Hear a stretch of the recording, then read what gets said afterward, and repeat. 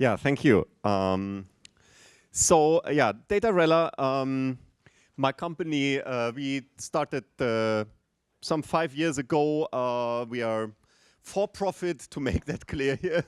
And we were commissioned to work for the United Nations Logistics Agency, the World Food Programme, to provide an asset management and accounting system based on the blockchain. And that is what we did. It is in use. It's currently running. It's a working blockchain technology that actually proves much more resilient and much more robust than I would have ever imagined. And I show you here that's in a camp in Jordan near the Syrian border. It's mostly Syrian refugees.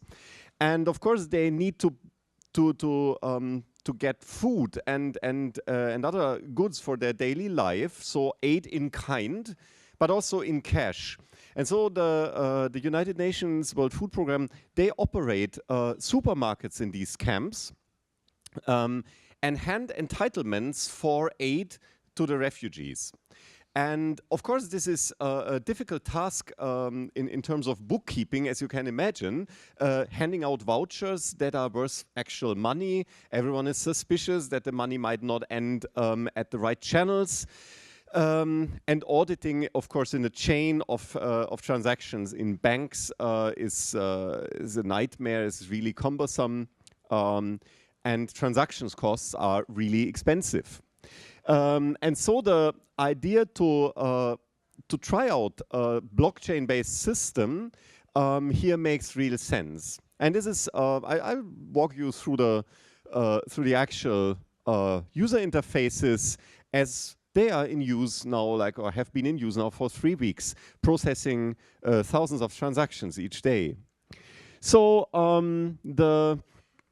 the people who are entitled, they can use an app, they can use also the cash register system in the supermarket, so they fill their basket with goods that they need, go to the register and have, of course, at first to check if their account balance would still allow to buy the things that they need. And so they trigger a request and get, so that's the first screen, and get their account balance as a message. That's a normal text message because many people don't have smartphones there. They could also access that on a web interface that I'm not showing here. So the vendor then can put into the amount, in that case, I think it's 6 Jordanian dinar. A confirmation message is triggered in this showcase, and the transaction authentication code is put into the vendor's device and the transaction is approved. The interesting thing here is that in Jordan, actually, we have a biometric hardware-based system in use. So people have to register their identity in a biometric system. And we had to integrate this biometric proprietary biometric technology also into the transaction system we built. That's, by the way, how the backend then logs the transaction. So you see, that's the block. You see down here, 6,000 thousandths of a Jordanian dinar are stored as a value in Jordanian dinar. The interesting thing here is, first, the whole project took about 5 months from the beginning to the full deployment on May 1st. So that's a very, very short time if you keep in mind that it is a full-scale digital payment system that has to fulfill all kinds of security aspects and also to maintain the privacy of the beneficiaries. Second, we wanted to scale it step by step. So we wanted to invite 50 people to start at the first day, a few minutes before shop opening, just to try out if it actually works.